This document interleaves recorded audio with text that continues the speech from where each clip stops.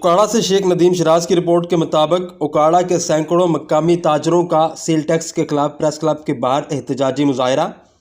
ताजरों ने उकाड़ा press club के बाहर सेल टैक्स के खिलाफ एहतजाजी मुजाहरा किया। एहतजाज में ताजर रहनमा शेख रियास, मरकजी जनरल सेक्रेटरी हाजी वहीद बुल्लर, चौधरी हबीबुल हक, चौधरी फैसल, अकबर अली खान और दिगर ने FBR की जानिब से बेजा नोटिस जारी करने के खिलाफ एहतजाज किया।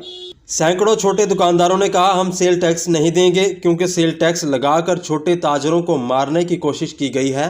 मुकर्रीन ने कहा, अगर सेल टैक्स ख़त्म ना किया गया तो पूरे पंजाब में एहतजाज किया जाएगा। ताजरों ने गोशवारे फाइल करने की तारीख में भी तोसी का मुतालबा किया। ताजरों के एहतजाज के बाइस तहसील रोड ट्रैफिक के लिए मुकम्मल तौर पर बंद रही। FBR ने हम के ऊपर सेल्स टैक्स का नफाज किया है। हम इसको मुस्तरद करते हैं। हम कोई टैक्स नहीं देंगे। हम टैक्स गुजार हैं और रहेंगे। जो FBR ने सेल्स टैक्स नाफिज किया है हम बिल्कुल नहीं देंगे। अगर इन्होंने हमारे एहतजाज को छोटा समझा, इसके बाद पूरा शहर बंद होगा, फिर पंजाब बंद होगा, फिर पाकिस्तान बंद होगा इंशाअल्लाह ताला।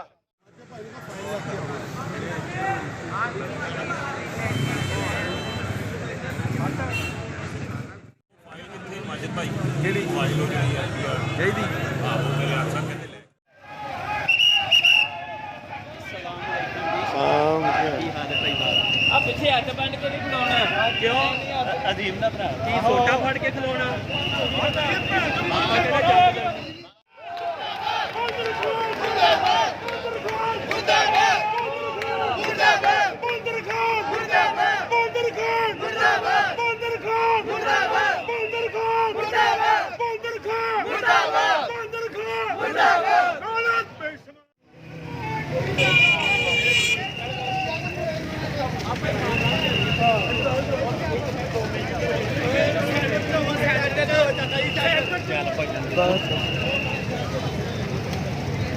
ਤੋਦੀਆ ਤੋਤ ਨਹੀਂ ਤੂੰ ਲਗਾ ਤੋਦੀਆ ਤੈਨੂੰ ਖਾਕੇ ਭਰਾ ਦਾ ਸਾਡਾ ਮੋਟਾ ਵੀ ਲਿਆਉਣਾ ਵਿੱਚ ਕੈਮਰੇ ਜਾ ਜਾਏਗਾ ਉਹ ਇਹਦੇ ਨਾਲ ਵਾਲਾ ਹੱਸਣਾ ਨਹੀਂ ਹੈ ਸੀਰੀਅਸ ਹੋ ਜਾ ਹੋਰ ਪੰਜ ਛੇ ਮੁੰਡੇ ਹੋਰ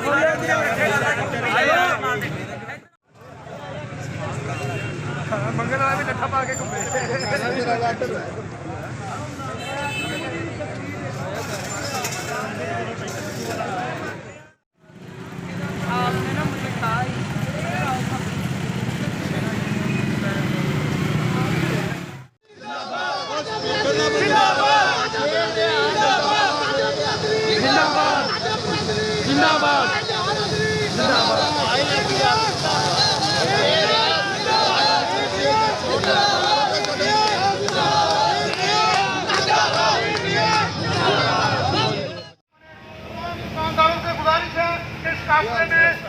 शरीक होते जाए।